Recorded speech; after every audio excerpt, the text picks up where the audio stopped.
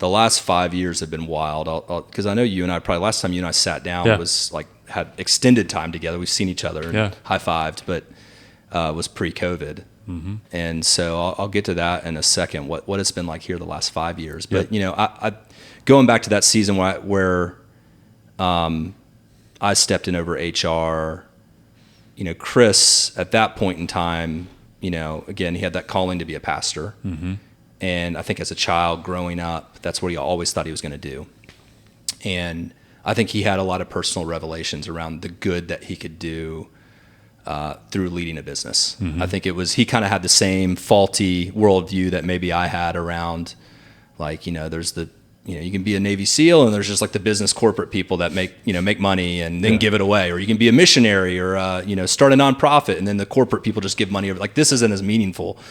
And I think he had the revelation, like, wait, we can really change people's lives, not just with our product and supporting education, which we believe we're having we know we're having a huge impact on, but in the amount of time people spend at work. Like, what environment are we creating to where, you know, people talk about what does it feel like to come into work each day? I think the more important question is, what does it feel like to go home each day? You know, because to a marriage, to kids, to community, like how you send people home is more important than how you bring them in, perhaps, in terms of like the good to the world. Yeah. So Chris had some of those revelations and he was like, I want to grow this. Like, I want to grow it across the nation. Is that the CTW? Like, the change Genesis? The world. Yeah, totally.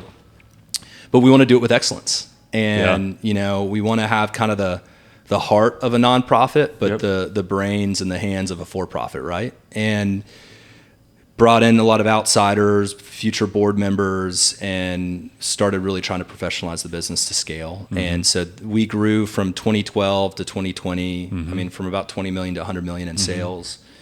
And national, getting outside the Southeast, a lot of our growth had been very organic.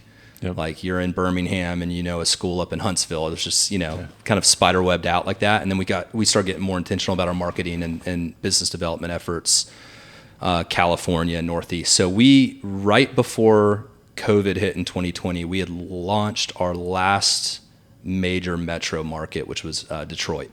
I mean, we were everywhere we wanted to be. I mean, think of every NFL team, we had a flag in every major market in America. And then COVID hit, and we went from, you know, about 100 million in sales down to 14 million. And we went 173 days without generating $1 of revenue. What? I mean, you think about it, think about it for a second, like what we do, and we are an events-based business. We're putting on events in schools, and the whole economic model works if people are generous enough to give to the local school. So you have, you know, people forget how deep that recession was in the beginning of COVID. You have people that are scared to death and don't want to give. You have people that are scared to death of virus who don't want to go to an event. Proximity. Yeah. Yes. And you know, we're not essential services to a school. You're right. Like, we're not educating. I mean, we're essential on the long tail. Like, they need the funding eventually, but it's one of the first things you're going to cut. Yeah. And so all of our clients said, like, we don't need you. And we were over 500 employees, so we didn't qualify for any of the small PPP business, SBA support. So fortunately, our balance sheet was the strongest it had ever been at that point. I mean, we bled cash, as you can imagine. And but that fall, especially in the Southeast, fall of 2020, we were like, our most loyal clients were able to run, but we had to downsize to 150 employees. So from over 1,000 or almost 1,000 employees down to 150, which was, I do get emotional thinking about it. I'm not getting emotional right now. That's actually just my throat, but it was tough. I mean, people we'd worked with for you know, over a decade and longer, and having to say goodbye. And we furloughed a bunch. We were able to bring a bunch back. Yeah. So we bounced back. Yeah. In 2022, we were further ahead than we were in 2019. Okay.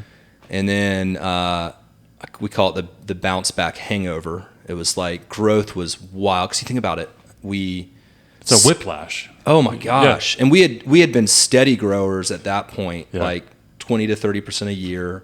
Culture mattered to us. So we were always staffing, but we weren't changing the culture dynamic because we were doubling our workforce each year. We were only adding 20 to 30% to the mix.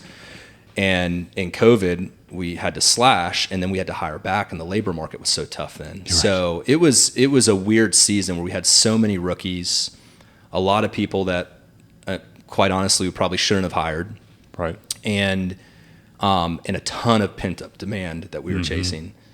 And so it was like this binger of growth. Yeah. And then the last couple years, we feel like it's kind of been the hangover period. Economically too. I mean, a lot of people have felt that with inflation pullback. And the pullback, and it's been a little bit more stagnant.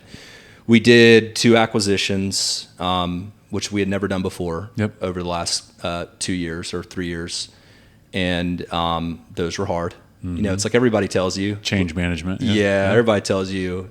It's like we renovated an old house, my wife and I, and you know, everybody says it costs twice as much and takes twice as long.